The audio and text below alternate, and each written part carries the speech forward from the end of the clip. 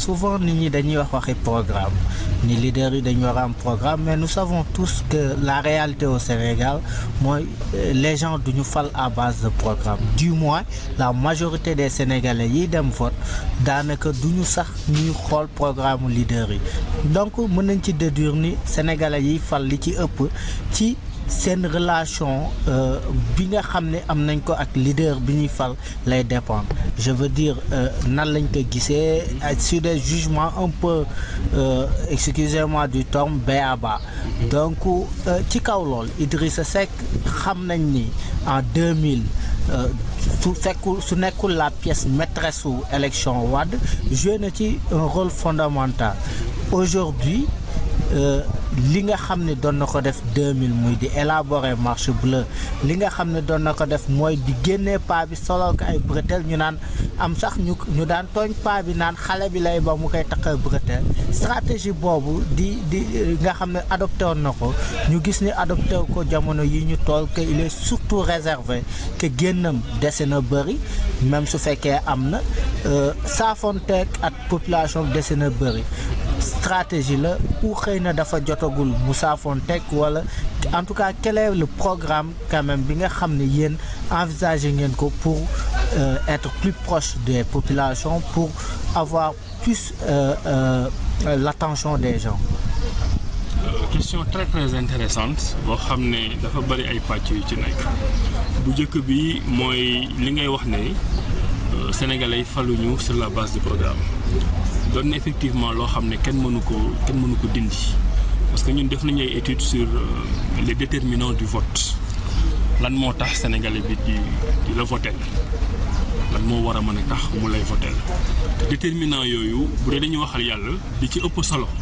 du programme ba nga koy tegal, du programme bi nga xam ne mu nga koy tegal. D'habitude mën nga sax bind sa programme kenn du ko lire, loolu c'est une réalité politique sénégalaise. Mais loolu mënul tax leader politique bu sérieux travailler ci programme yow li nga xam ne moom la nit ñi di dénk moment bañ la koy dénk peut-être teniruñu compte sa programme. Mais yow boo xasee ba toog bu dee da nga nekk koo xam ne suqali Sénégal moo la intéressé, da nga war a wax nit ñi li ngay def ci ceeb bi, li ngay def ci diwlin ji, li ngay def ci agriculture, li ngay def ci pêche, li ngay def ci lépp. te loolu mënoo ñëw ba nekk au pouvoir di ko bëgg a def. Gis nañ fi ay programme yoo xam ne ay vision la, maanaam dañ ko décliner wax ne lii la ñuy def en général mais dugguñ ci détail. boo ñëwee bu pouvoir tu perds 2 ans, presque 2 ans et demi pour defaraat beneen programme pour door a mën a dem. C'est parce que sa programme ba la nga yoroon taxawul woon. Pour bañ a am surprise yu mel noonu foo toll da nga war a liggéey ci contenu. Ñun fi mu nekk nii bii Macky Sall toogee ba léegi ça fait 3 ans. mu des 2 ans pour ñu dem élection présidentielle. bépp débat économique boo xam ne yëkkati nañ ko fi wala débat politique sur les institutions wala débat social wax nañ ñun ne lii mooy position réew mi, jël ko am ko fuñ ko bind teg ko fa pour que ëllëg dans 1 an 1 an et demi bu ñuy finaliser suñu programme ñu mën a xam ne lii ñoo ko fi waxoon, engagement bii ñoo ko fi jëloon, voilà le programme qu'on va vous présenter. loolu mooy première partie réponse ci sa question. beneen bi Idrissa ni muy décliner ay programme ak ay ambition ak par rapport léegi li mu defoon ak Abdoulaye Wade koo xam ne da ngay xool vie politique Sénégal rek te bokkoo ci benn parti nga ne da ngay analyser objectivement. Premier constat bi nga war a def ci Idrissa mooy Idrissa masul def campagne électorale. Je sais pas si vous en êtes conscient. Campagne électorale mooy ñëw Sénégalais yi ne leen fal leen boo leen ma falee lii laay def ak lii ak lii ak dem ci ba jeex. 2007 soxlawul may duggaat ci détail, gis ngeen yéen ñëpp nu mu demee. C'est une campagne boo xam ne li ko xawoon brouillé mooy Idrissa Seck gisee nag Wade, dem na ci Wade, waxtaan nag Wade, lépp ci loolu la nekkoon. ñu def élection yi dans ces conditions Abdoulaye Wade gañ ñu ñëw 2007 préparé wu defar ay programme yëpp taxaw ñu ñëw def suñu lancement de campagne bu mucc ay boo leen rappelé wu 15 octobre 2011 lancé. ñu nekk ci débat bi mandat Abdoulaye Wade dina nekk président du nekk président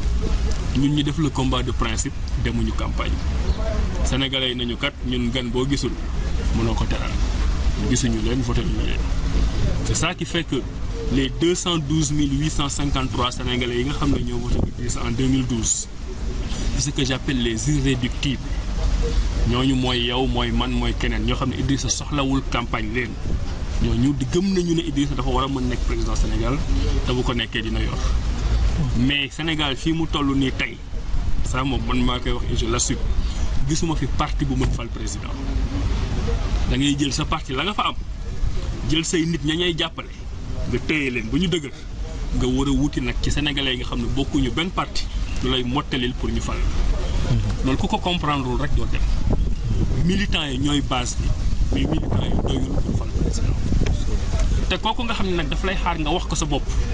pour mu mën la votel mën naa jàpp ne ñun ba léegi seetuwuñu leen waxtaan ak ñoom loolu mooy dëgg mais li ma lay wax nii ñu nekk ci parti bi ñu xam nañ ko Idrissa xam na ko moo tax fii ñu jëm nga xam ne 2017 sera très important dans la carrière politique de Idrissa ci loolu la ñuy taxaw fexe sécuriser militants yi nga xam ne ñoo bëgg Idrissa bëgg ko jàppale sécuriser les militants de Rewmi ñi nga xam ne mu metteeg mu neex ñu ngi toog mais nag xool nu ñuy waxee ak ñi bokkul ak suñu parti toog seen kër di xaar ku ñëw waxtaan ak ñoom waxtaan boobu bu ko Abdourahmane defee baax na bu ko keneen defee ci parti bi baax na waaye coow li mooy gars yi Idrissa Seck la ñu soxla. Idrissa Seck mooy candidat Idrissa Seck moo bëgg a doon président nit ñi Idrissa Seck la ñuy xaar bu fa Abdourahmane jaaree wax dinañ ko may ndox mu sedd waxtaanal ko tàcc ko ne ko sa waxtaan bi rafet na waaye bu demee terewul nit ñi Idrissa Seck la ñuy xaar Idrissa Seck nag fi ñu toll nii tey xam na loolu comprendre na ko te ci agenda wam jóg seeti sénégalais yi waxtaan ak ñoom boobu bokk na ci. Idrissa Seck am na lu mu waxoon bu yàggul mu ni su Macky réussir moom pare na pour doon directeur de campagne am donc 2017 moo nekk siñ kanam le choix entre directeur de campagne ak doon candidat au poste de président yaakaar nañ ne bu mu ci def lekk day joxe tegtal ci nagam Macky réussir na ou pas donc fii ñu toll yaan wax comme si da ngay dem Idriss Seck day dem élection cela veut dire en d'autres termes que Macky a échoué ou. sëñ bi ñun dañuy dem élection. donc dëkk bi doxul. contexte bi moo changé xam nga ba ko Idrissa di wax bu leen il faut pas fàtte contexte bi mooy ñun ñëpp dañu xeex pour Abdoulaye Wade dem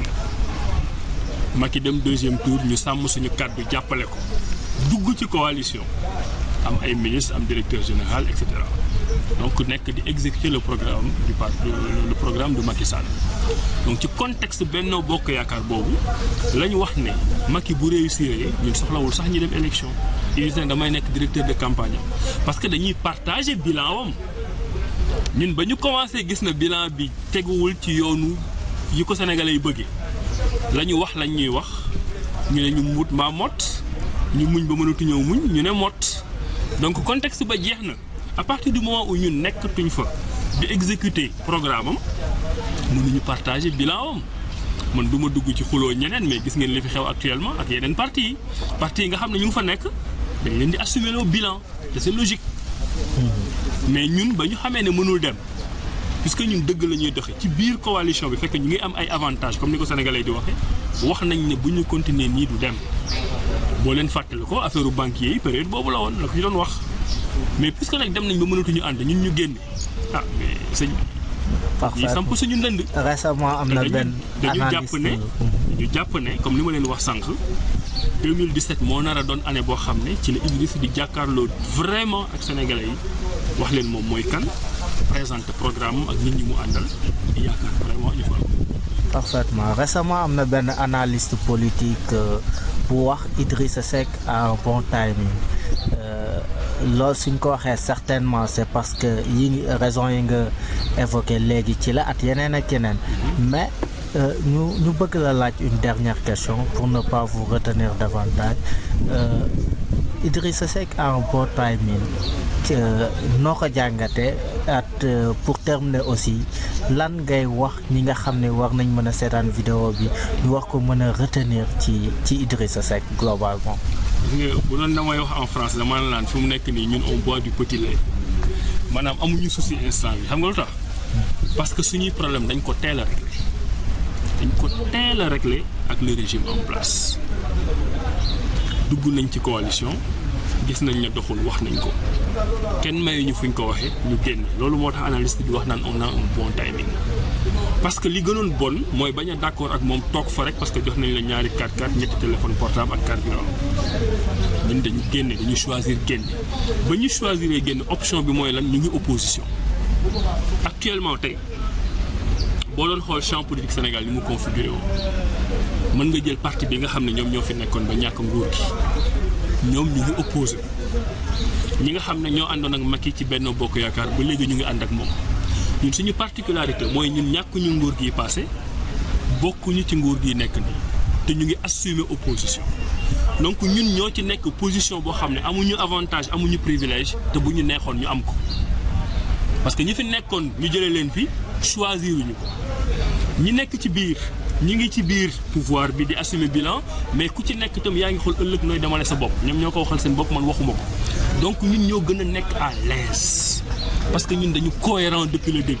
muy metti muy neex ñu toog muñ ko jàpp nañ ne kii li mu ñu tegal programme du dem ñu toog di préparer suñu bopp fi mu nekk nii ñi nekk ànd ak nguur ñi ànd ak Benno Bokk Yaakaar nekk ci biir ku ci génn tey di nga am problème mu assumer bilan parce que boo génnee ne waa ji kat li mu def baaxul man maa ko gën a ay bi mu ñëwee lii lay def ak lii lay def dinañ la mais loo fa toogee ñetti at ñi nga xam ne ñoo fiy door a génne du ma ne mënuñu ñëwaat parce que mën nañ ñëwaat parce que ñu ngi wane seen force de mobilisation mais bi ñu jógee ci nguur gi dafa yàggul te Sénégalais dafa am yu bari yoo xam ne fàtteeguñ ko ñun ñoo ci gën a nekk à l'aise pour présenter Sénégalais programme boo xam ne leen ëllëg lii kat buñ ko doxalee dina dem loolu mooy bon timing bi léegi nag ñun fi mu nekk nii ñun ñooy suñu propre adversaire ñun waa réew bu ñu yeexee jóg yéex a wax ak nit ñi yéex a gindi nit ñi yéex leen a wax fu ñu bëgg a jëmee Sénégal boo deful ndànk dinañ am ay tolof parce que bu dee leader candidat am nañ ko wax nañ leen qualité ñu xam ci moom yëpp bu dee équipe bu ko wër mën a liggéey am nañ ko man damay wax souvent sans aucune prétention que ñun nous avons une équipe prête à gouverner gis nañ fi ñoo xam ne dañ leen fal ba pare amoo sax 20 personnes pour te former un premier gouvernement ngay nekk di wut ay cadres ay technocrates on a une équipe prête à gouverner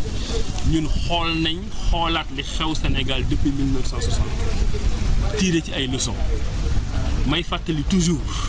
que ne li may wax du politique économie la boo xoolee l'histoire économique du Sénégal le taux de croissance bi fi gën a élevé Idrissa Seck moo ko def en tant que premier ministre en 2003 am 6,7%. En 2002 0,7%. Je dis bien 0,7% de taux de croissance moom la Sénégal am en 2002 Idrissa ñëw def année 2003 bi yëpp yóbbu ko 6,7% ñu wàcc fa 2004 bi mu demee mu wàcc waat 5,9% Macky Sall la continué boobu ba léegi amaatuñu lu mel noonu avant amuñu lu mel noonu loolu du politique du propagande c'est les agrégats économiques qui donnent un tel résultat donc ku la defal loolu nekk premier ministre ëllëg bu la waxee leen ne mën naa yóbbu Sénégal foo xam ne nit ñi dinañ lekk ba suur dinañ naan ba màndi dinañ am liggéey bu ñu feebaree dinañ faju nga war ko mën a gëm donc problème mu leader problème mu programme problème mu équipe amuñu ko problème mu nag gën a am taxawaay parce que coow li mooy loo xarañ yow yaa bëgg a jiite nit ñi yow yaa bëgg a jiite nit ñi ñun waa réew mi ñoo bëgg ne Idrissa président la mu jiite Idrissa ne man candidat la c'est personnel pour nekk président de la République donc ñun ñoo war a def benn timing boo xam ne dañuy dem seeti Sénégalais yi waxtaan ak ñoom Idrissa moom ci boppam da koy wax mën naa ko tontul mën naa ci yokk dafay wax souvent ne mere bu bari boo ko gisee mere yu bari ku lay mere di def bruit di wax dafay doon mere boo xam ne cofeel moo ko lal bu may nekk souvent di kaas di wax Isaac yow dama la mere ñëwoo sama kër mais bëgg nga nekk sama waay moo tax may wax nga ñëw sama kër fu nit taxaw ci Sénégal ne dama bëgg gis Idrissa Seck mais bëggul gis Idrissa Seck pour dóor ko may daf ko bëgg gis parce que dafa bëgg Idrissa Seck donc mere boobu ñun xam nañ ne am na benn moment buñ ñëwaat ci raison yi nga xam ne moo taxoon ñëpp xam nañ ko mais dafay jot ñun ñëpp ñu jóg ànd ak moom dem seeti sénégalais bu fu ñu mënta nekk waxtaan ak ñoom loolu moom bu ñu ko defee gëm naa ne 2017 dinañ am lu bëri. Merci docteur, ce fut un plaisir de vous. dama leen di nag remercier yéen sànq maa ngi leen koy wax ci waxtaan initiative bi dama koy rafetlu parce que da ngeen jóg yéen kenn nomewu leen dara kenn joxu leen xaalis ngeen ne da ngeen di liggéey parce que da ngeen bëgg nit ñi Sénégalais yi gën a xam Idrissa seen diagnostic mooy am na côté Idrissa yoo xam ne nit ñi xamuñu ko ngeen ciy liggéey ba leen di féliciter di wax ñëpp ñi seetaan bande bi que ne noonu la ñu war a doxalee gis nga sa leader bu dee gëm nga ne fa mu jëm mooy yoon bul toog di ko xaar ci dara liggéeyee bu ñëwee fekk leen ci ngeen demandoo mais bu ku nekk toogee di xaar kii ne damay xaar sama responsable quartier bi ne damay xaar sama responsable commune bi di xaar responsable département di xaar responsable national waa secrétaire national di xaar Idrissa affaire yi du yëngu ku nekk fa nga ne da nga fa yëngu ku mën a wax waxal ku mën a seeti nit ñi ku mën a jaale jël dëj ku mën a dem ngénte demal ngénte l'essentiel mooy nañu waxtaan ak sénégalais yi fi mu nekk nii dëkk bi toll na foo xam ne nit ñaa ngi poser des questions est-ce que ki nga ko jox mën na ko yor wala mën ko yor est-ce que résultat am baax na wala baaxul sénégalais yi chaque fois bu ñu poser woo question boobu ba pare ci rek li ñuy wut mooy bu ñu ko fi jëlee kat kan lañ fi mën a teg ñun jàpp nañ ne ku fi teg waa réew mi ak Idrissa mu dem mais ñun ñoo leen di wax li tax ñoom ñu ñuy choisir foofu laay terminer ma leen di remercier